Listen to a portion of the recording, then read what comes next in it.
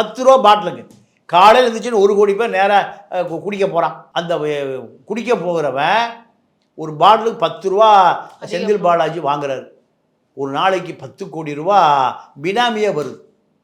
இந்த இந்த கூத்தெல்லாம் அடிமுட்டாளான தமிழ்நாட்டை தவிர உலகத்தில் எங்கேயுமே நடக்காது. ஆனா இதெல்லாம் வந்து ப்ரூவ் பண்ண முடியாது. இதுக்காக எந்த ஒரு எஃப்ஐஆரும் வந்து இல்ல அப்படின்ற மாதிரி எஃப்ஐஆர் தான் இருக்கே தவிர இதை வந்து எப்படி நிரூபிக்க முடியும்? அது வந்து டாஸ்மாக்ல அந்த நேரத்துல எப்படி இருக்கோ அப்படிதான் வந்து குற்றத்தையே வந்து நிரூபிக்க முடியும். வேற வழியே இல்லை. இதை பெருசா வந்து இதுல நிக்காது இந்த கேஸ்ன்னு தானே சொல்றாங்க.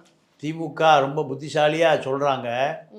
விசாகன் 10 நாளில் 1 மாசத்துல மாற்றப்பட போகிறார். இதான் திமுகவுடைய தோல்வி. ஆனா வர சொல்லுங்க. திமுகவுடைய தோல்வி அதுதான். என்ன தோல்வினா, விசாகன் வருமான வரித்துறை அமலாக்கத்துறைக்கு அப்ரூவரா மாறிட்டார். எப்படி மாறினார்னா,